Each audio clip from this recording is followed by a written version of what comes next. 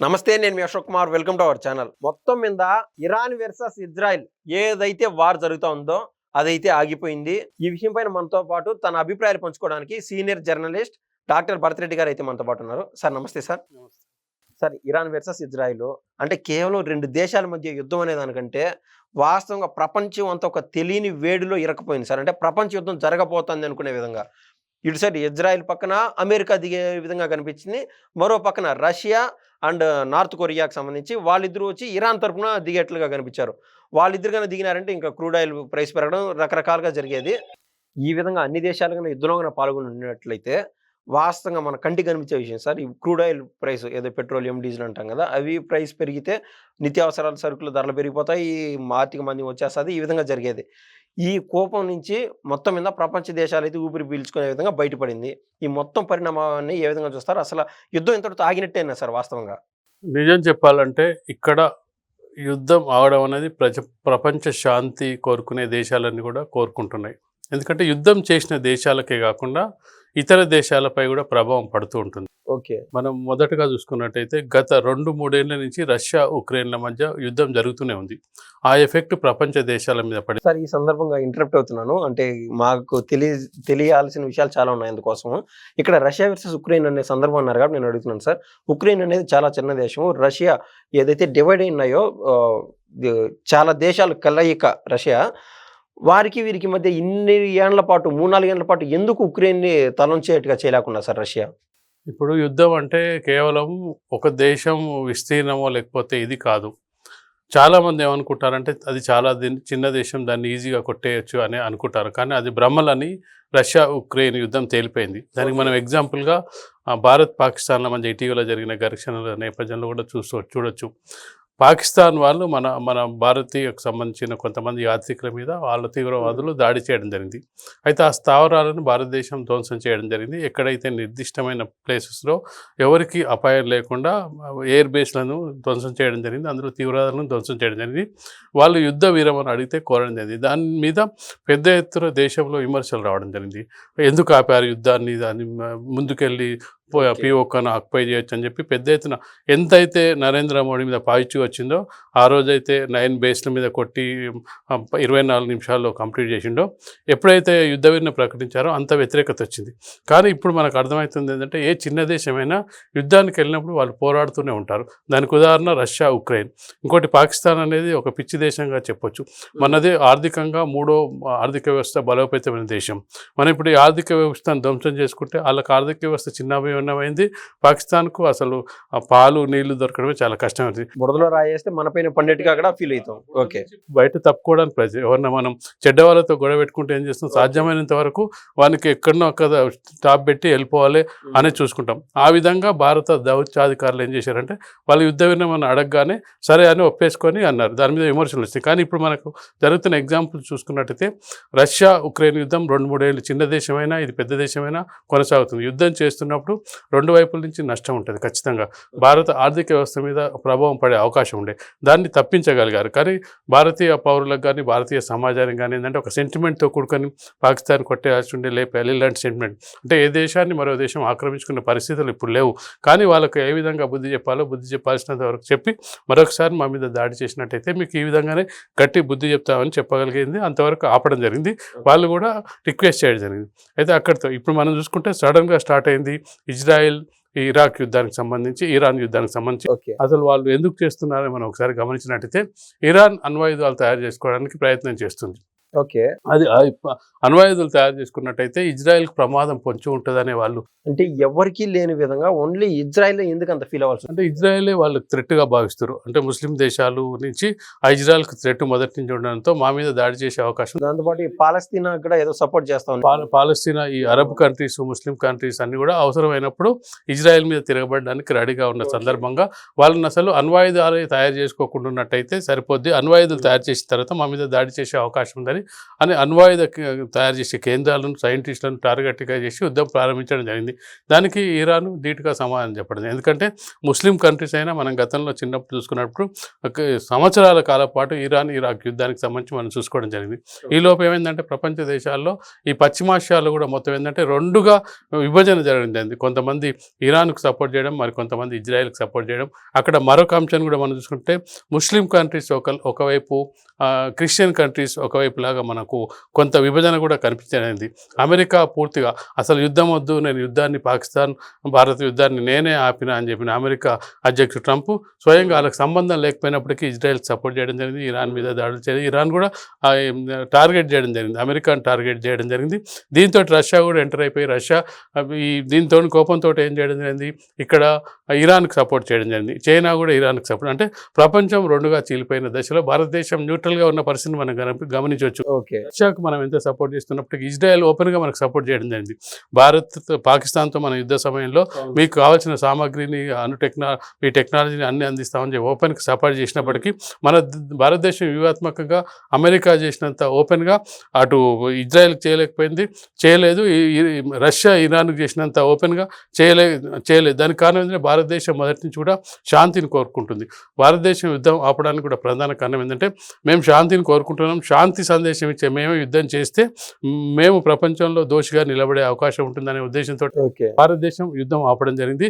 అది విమర్శల పాలైనప్పటికీ ఇప్పటి వరకు దాని మీద ప్రభుత్వం కూడా ఎవరు విమర్శించుకున్నా పర్లేదనే ధోరణిలో కనిపిస్తుంది. దానికి కారణం ఏంటంటే అది ఫ్యూచర్లో కాలమే నిర్ణయిస్తా అన్నదానికి ఇప్పుడు కాలమే నిర్ణయించింది. ట్రంప్ మొన్న రోజు ఏం చెప్పాడు, భారత్ పాకిస్తాన్ యుద్ధాన్ని నేనే ఆపానని చెప్పిన ట్రంప్ ఇప్పుడేమంటుండు నేనేం ఆపలేదని చెప్తున్న సందర్భాన్ని కూడా మనం చూడవచ్చు. పాకిస్తాన్ సైనిక అధ్యక్షుడు మునీరు చెప్పడం జరిగింది, మేమే రిక్వెస్ట్ చేశాం యుద్ధ విరమణ చేద్దామని, కాల్పుల విరమణకు మేమే కోరుకుంటే భారత్ అంగీకరించింది. అంటే ఒక్కొక్కటిగా నిజాలు బయటకు వస్తున్న సందర్భాన్ని భారతదేశం గమనిస్తుంది. ఇంత క్లిష్టమైన సందర్భంలో రష్యా మనకు మిత్రదేశం, అమెరికాతో సంబంధాలు అవసరం. ఇప్పుడు ఇజ్రాయెల్ మనకు ఓపెన్గా సపోర్ట్ చేస్తుంది. ఇలాంటి సందర్భంలో ఎవరికి సపోర్ట్ చేయాలనేది భారత్కి అత్యంత క్లిష్టమైన సమస్యగా అయినప్పటికీ న్యూట్రల్గా వివరించడం జరిగింది. అటు ఇజ్రాయెల్ ఓపెన్గా సపోర్ట్ చేసినట్టు ఇజ్రాయెల్కి సపోర్ట్ చేయలేదు, రష్యా ఇరాన్కి సపోర్ట్ రష్యాకి సపోర్ట్ చేస్తారు. అమెరికాకు పాకిస్తాన్ ఒకవైపు సపోర్ట్ చేస్తూనే మరోవైపు ఇరాన్ కూడా సపోర్ట్ చేసిన సందర్భాన్ని, రెండు వైపులా రెండు పడవల మీద కాలు పెట్టే సందర్భాన్ని మనం చూడొచ్చు. సార్ ఇక్కడ ప్రధానంగా సార్ ఎప్పటి నుంచో వాజ్పేయి నుంచి కావచ్చు, లేదా ఇందిరాగాంధీ, రాజీవ్ గాంధీ వీళ్ళ సమయం నుంచి కూడా కావచ్చు, ఇక్కడ ఉన్నటువంటి లీడర్షిప్ మహిమో లేకుండా మన భూమి యొక్క పవిత్రత మనకు తెలియదు. కానీ ఇప్పుడు మనం ఖచ్చితంగా రష్యాకి అయితే సపోర్ట్ చేస్తే, రష్యా తదుపరి కాలంలో మనకి ఏదైనా అవసరం రష్యా సపోర్ట్ చేయాలి. ఉక్రెయిన్ విషయంలో మనం రష్యాకైనా సపోర్ట్ చేస్తే, మనం అక్కడ ఏం సపోర్ట్ చేయట్లే. అదేవిధంగా మనం అమెరికాకు ఏ విషయంలోనూ మనం అంటే ఎక్కడైనా యుద్ధం విషయం వచ్చినప్పుడు మనం సపోర్ట్ చేయట్లే. కానీ ఆ రెండు దేశాలు మనకు అవసరమైనప్పుడు వాళ్ళు మనకు సపోర్ట్ చేస్తున్నారు. ఇది ఎలా సాధ్యం అవుతుంది సార్ మనకు? అంటే మనం ఏంటంటే ఎవరి పక్షాన ఉండే ప్రయత్నం చేయట్లేదు. రష్యా ఉక్రెయిన్ సమయంలో రష్యా మీద చాలామంది దేశాల ఆంక్షలు పెట్టడం జరిగింది. అమెరికా దగ్గర నుంచి అందరూ రష్యా ఆంక్షలు పెడితే అక్కడ క్రూడ్ ఆయిల్ కొనుగోలుకు మిగతా దేశాలన్నీ కూడా నిరాకరిస్తే వాళ్ళ రూపీ వాల్యూ పడిపోవడం జరిగింది. ఆ సందర్భంలో క్రూడ్ ఆయిల్కి సంబంధించి పూర్తిగా మనం కొనడం జరిగింది. ఆ సందర్భంలో అమెరికా భారత్ని హెచ్చరించడం జరిగింది, మీరు రష్యా నుంచి కొనుగోలు చేసినట్టయితే మీ మీద ఆంక్షలు పెడతామని చెప్తే భారత విదేశాంగ శాఖ ఘాటుగా స్పందించింది. మేము ఒక్కరమే కాదు, మీరు అందరు కొంటారు, మీరు కొన్నదానికి తప్పలేదు, మేము కొంటే తప్పేందని చెప్పి ఘాటుగా వాళ్ళకి ఇచ్చేయడం జరిగింది. దానివల్ల వాళ్ళు మాట్లాడే అవకాశం లేదు. ఎక్కడైతే ఒక పక్షానికి వహించినప్పుడు తెలిసినప్పుడు ఏమవుతుందంటే ఆ రెండో పక్షం వారు విమర్శించే అవకాశం ఉంటుంది. కాబట్టి ఏ పక్షము వహించకుండా అక్కడ న్యూట్రల్గా ఉన్న సందర్భంలో భారత విదేశాంగ శాఖ దౌర్జన్యం అనేది ప్రధానులు మారినా పార్టీలు మారినా ప్రభుత్వాలు మారినా ఎప్పుడు ఒక విధానాన్ని అవలంబిస్తుంటుంది. కొంతమంది మిత్రదేశాలు, ఇప్పుడు రష్యా అంత మిత్రదేశం అయినప్పటికీ రష్యాను డైరెక్ట్గా ఉక్రెయిన్ విషయంలో సపోర్ట్ చేయలేదు, శాంతి కోరుకోమని చెప్పింది. శాంతి ఒకవైపు రష్యా పర్యటించిన ప్రధాని మోడీ వెంటనే ఉక్రెయిన్ కూడా పర్యటించడం జరిగింది. ఉక్రెయిన్ జెలెన్స్కీకి భారత్ మీద బాగా కోపం ఉండే, మీరు చెప్తే యుద్ధం అవుతుంది, మీరు చెప్పట్లేదు, రష్యాను చెప్పి ఆపించండి అని చెప్పిన సందర్భంలో కూడా అక్కడికి వెళ్ళి పర్యటించడం జరిగింది. అంటే భారత్ ఏంటంటే మేము శాంతినే కోరుకుంటున్నాం, మీరు చర్చల ద్వారా పరిష్కరించుకోండి, చర్చల ద్వారా పరిష్కరించుకోమని చెప్పిన భారత్ పాకిస్తాన్ యుద్ధం జరిగే సందర్భంలో అది యుద్ధం కాదు, ఒక లిమిటెడ్ ఒక ఆప్షన్కి సంబంధించి మా మీద దాడి చేసిన వాళ్ళని మేము బుద్ధి చెప్పదలుచుకున్నాం, ఆ బుద్ధి చెప్పాం కొట్టగలం, 9 ఎయిర్ బేస్లు కొట్టేశాం, ఎవరైతే తీవ్రవాద సంస్థలు ఉన్న ఆ శిబిరాలను కొట్టగలిగాం, మేము హెచ్చరిక జారీ చేయగలని చెప్పి అంతవరకు చెప్పి వాళ్ళు ఎక్కడైతే కాళ్ళబేరానికి రావడం అక్కడ ఆపడం జరిగింది. కానీ దాన్ని కొంత విమర్శల పాలైనప్పటికీ భారత దౌత్యాధికారులు కానీ భారత విదేశాంగ శాఖ కానీ ఎలాంటి కొన్ని సందర్భాలు ఏంటంటే మనం ఒక మంచి పని చేసినప్పుడు చాలా విమర్శలు వచ్చినప్పుడు దానికి కౌంటర్ ఇవ్వలేము, కానీ కాలం నిర్ణయిస్తుంది. కాలం ఇది మంచి చేయడానికి కాలం నిర్ణయిస్తుంది. ఇప్పుడు ఈ పరిస్థితి చూసినట్టే కాలమే నిర్ణయిస్తుంది. ఎందుకంటే అమెరికా కూడా ఎంటర్ అయిన తర్వాత మూడో ప్రపంచ యుద్ధానికి దారితీస్తుంది. ఇక పశ్చిమాసియా దేశాల దగ్గర ఒక్కొక్క దేశం ఒక్కొక్క వైపు వెళ్తున్న సందర్భంలో ఖచ్చితంగా రెండుగా విభజన జరిగే అవకాశం ఉందనుకుంటున్న సందర్భంలో ఇప్పుడు అంటే రెండు దేశాలు కూడా ఈ ముప్పును గ్రహించి, అంటే కొంత దూరం ఏదైనా గొడవైనాక కొంత దూరం జరిగిన తర్వాత ఇరు వర్గాలకు నష్టం జరిగిన తర్వాత ఇక ముందుకెళ్ళినట్టయితే ఇబ్బందులు అక్కడ మనకు ఎగ్జాంపుల్ కనిపిస్తుంది. ఇప్పటికీ ఉక్రెయిన్ వాళ్ళు రష్యాతో పోరాడుతున్న విషయాన్ని గమనించినట్టయితే రెండు దేశాలు ముందుకు రావడం జరిగింది. కాబట్టి ఇది ఒక ప్రపంచ శాంతికి నిలయంగా చెప్పుకోవచ్చు. ఎప్పుడు కూడా యుద్ధాల ద్వారా ఏం పరిష్కరించలేమని చెప్పి భారతదేశం మొదటిని చెప్తుంది. భారతదేశం మొదటి కూడా శాంతి మంత్రాన్ని చెప్పిస్తుంది.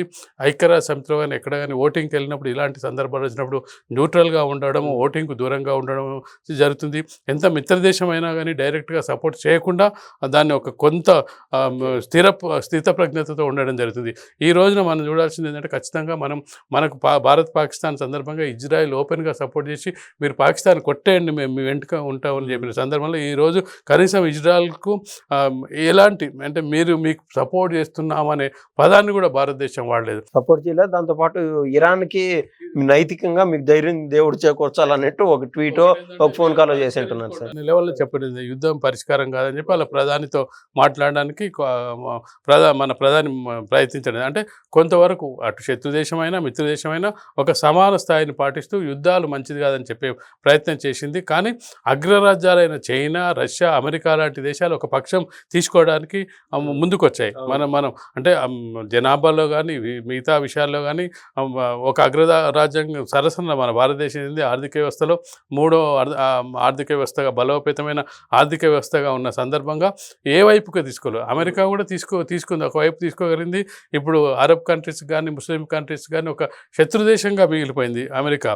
అలాగే రష్యా తీసుకున్నట్టయితే క్రిస్టియన్ కంట్రీస్కు కొంతవరకు నెగిటివ్ వచ్చే ప్రమాదం కనిపిస్తుంది. చైనా కూడా ఒకవైపు ఇరాన్ వైపు తీసుకోగలిగింది. కానీ భారతదేశం ఎలాంటి ఒక సైడ్ తీసుకోకుండా చేయగలిగింది. కాబట్టి ఇక్కడ మనం గమనించాల్సిన అంశం ఏంటంటే మూడో ప్రపంచ యుద్ధం రాకుండా ఆగగలిగింది. అందులో భారతదేశం పాత్ర కూడా ఉండొచ్చు. ఎందుకంటే భారతదేశ దౌత్యాధికారులు కూడా అన్ని విషయాలు బయటకు చెప్పే అవకాశం. భారతదేశం కూడా బ్యాలెన్స్ గా కోల్పోయి ఒక సైడ్ గా పక్షంలో ఉంటే ఖచ్చితంగా మూడో ప్రపంచ యుద్ధం వచ్చేసి ఖచ్చితంగా భారత ఎవరి పక్షం అయినా వహించినట్టయితే అది మనకు కొంతమంది ఉన్న మిత్ర దేశాలు దూరం అయ్యేవాళ్ళు, కొత్త శత్రువులు పెరిగేవారు. కాబట్టి ఎక్కడిదక్కడ అంటే ఒక తటస్థమైన వైఖరిని అవలంబించడం వల్ల రేపు ఏంటంటే నేను ఇజ్రాయెల్కి సపోర్ట్ చేయలేదని చెప్పి రష్యాకి చెప్పుకునే అవకాశం ఉంటుంది. దాంతోపాటు అమెరికాకు మేము ఇరాన్కి సపోర్ట్ చేయాలని చెప్పే అవకాశం, ఎవరికి సపోర్ట్ చేయకుండా ఉండడం వల్ల ఇటు అమెరికా రిలేషన్స్ మెయింటైన్ చేయొచ్చు, రష్యా మిత్రదేశం కాబట్టి రష్యా మెయింటైన్ చేయొచ్చు, ఇజ్రాయెల్ ఆల్రెడీ మనకు ఎప్పుడు సపోర్ట్ చేస్తుంది కాబట్టి మేము మీ వెంట లేకపోయినా మేమైతే నైతికంగా ఉన్నాం, మేమేమి ఇరాన్కి సపోర్ట్ చేయలేదు, శాంతిని కోరుకోమని చెప్పచ్చు. ముస్లిం కంట్రీస్ కూడా భారతదేశం ఎవరికి అంటే ఇస్లామిక్ కంట్రీస్కి వ్యతిరేకంగా ఏం పోరాడలేదని చెప్పి ఇస్లాం కంట్రీస్ కూడా ఒక ఇది చెప్పొచ్చు. ఎందుకంటే పాకిస్తాన్తో యుద్ధం సందర్భంగా చాలా ముస్లిం కంట్రీస్ కూడా భారత్ సపోర్ట్ చేయడం, తాలిబాన్ లాంటి ఆఫ్ఘనిస్తాన్ లాంటి దేశాలు కూడా భారత్ పక్షాన నిలబడడం జరిగింది, ఒక టర్కీ లాంటి ఒక 2 దేశాలు తప్పిస్తే. కాబట్టి ఇలాంటి సందర్భంలో ఖచ్చితంగా భారతదేశం పైకి కనిపించకపోయినప్పటికీ భారతదేశం శాంతి మంత్రం అనేది అన్ని దేశాలు ఇప్పుడు వల్లెవేయాల్సిన అవసరం అయితే కనిపిస్తుంది. ఓకే సార్, ధన్యవాదాలు సార్.